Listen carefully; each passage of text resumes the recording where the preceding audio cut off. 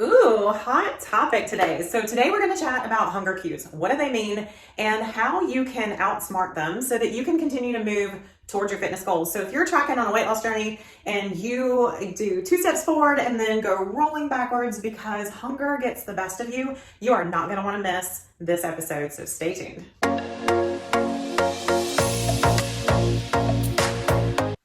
Hi guys, Lauren Valentino here. If you're brand new, welcome. I have been helping women just like you with their nutrition and fitness for well over 14 years, create amazing, sustainable lifestyles so that they can live in bodies that they absolutely love. So you're in a good spot. Make sure that you like this video, please, and subscribe, hit the bell to get notified, do all of the YouTube things for me. I put out new trainings often and definitely want you to grab the value that I have to share with you. So today, we're going to dive into hunger. If you are tracking on a fitness journey, you are probably watching the things that you're putting in your mouth. And if you're doing that, then you might be finding yourself struggling with hunger. So I'm going to peel back the curtain on that. So we're going to talk about, okay, why are you experiencing hunger? I'm going to give you all of the insight on things that you might need to modify so that you can function successfully and get to your goals. So without wasting any time, we are diving right in. The very first thing that can sideline you and show you its ugly, hungry head is stress. So if you are doing a lot and you are adding a lot of physical activity on top of that because you're working hard towards something amazing and you are stressing your body, when your cortisol levels are super high, your hunger is also going to be high. And the reason is that your body is ramping your hunger levels up because it thinks that you absolutely need more energy.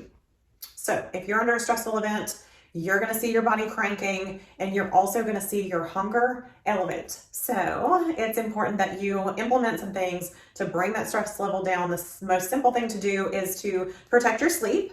Get a long, good bath before bed if you have time to do that. Breathe deeply at stoplights. Do some things to bring that stress level back down so that you can control the hunger. The second one is not eating the proper amount of macronutrients. So if your macronutrient intakes are skewed, if you're not getting enough protein, if you're not getting enough good healthy fats, and you're finding yourself eating more carbs or simple sugars, then you are going to continue that craving cycle, especially with sugar, guys.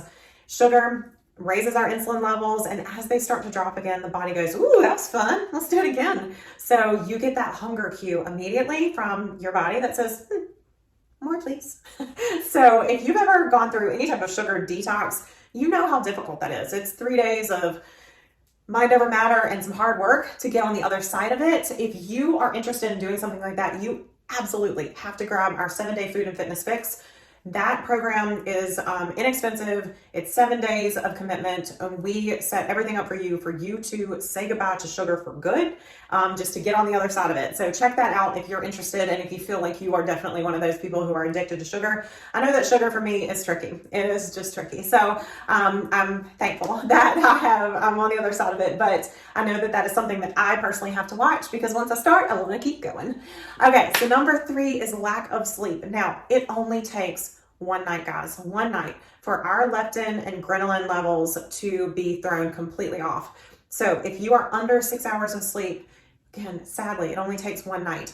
And our leptin and ghrelin levels are what lets us know that we are full and satiated and lets us know to stop eating. And those go completely haywire with just one night of disrupted or missing sleep. So protect your sleep, watch that. And then obviously sometimes if we know, okay, my sleep was off last night, if we come into it with mindfulness, we can definitely kind of step on the other side of it. So protect your sleep. The next one is not eating enough food. So obviously it seems obvious, but yet you'd be surprised how many women come to me for one-on-one help. And when we look at their caloric intake and all that they're doing in their day, they're actually just not eating enough food. And what happens is that they come sliding in to home base at night, they slow down just enough, and then they are starving. So we kind of work to reposition that, positioning the food more in the upper part of the day where they are going to burn through those calories and put them to use. And that way they don't come into the evening fueling up on all the calories just to go straight to bed. Okay, so make sure that you actually are eating enough food. The next one is that you have increased your energy output. So if you are working towards some sort of fitness goal, you probably have decreased your energy input or at least modified what you're putting in your mouth. And then the other thing that you would be doing is you would be going, oh, okay, well, I'm going to do some more exercise. I'm going to, make sure to follow my workout session with cardio. So if you are increasing your energy output, your body's going to be hungry. So making sure that you are supplementing that energy increase with the proper nutrition. So always lead with protein is going to be a really simple way to look at this and to function with success towards your goal here. So lead with protein, and then make sure, you've got some complex carbs, some vegetables in the mix if you're having to add more food, just to make sure that you don't just get really, really hungry and go nuts. Okay. So energy increase would be another reason that you are hungry. The next one is drinking your calories. So if you are skating from one venti latte to one protein shake to one juiced something back to a protein shake, and that looks like the majority of your day, your body's going to let you know it's hungry. It needs real food to digest. So stop with the liquid nutrition being the majority of your nutrition and make sure that you are actually getting some real food.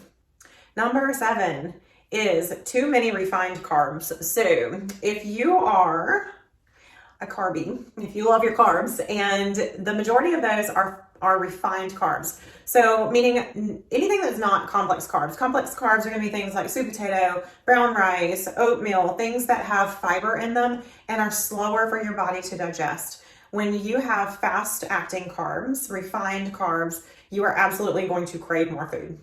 It's just what it is. So watch your carb intake, make sure that you are utilizing complex carbs. Another reason that you would be super hungry is you're dehydrated. So if you're not giving your body enough water, your body needs water to function, and those cues can be a little misconstrued if you are super dehydrated. So check in on your water intake. The simple math of that is you would want to do half of your body weight in ounces would be your kind of low end goal.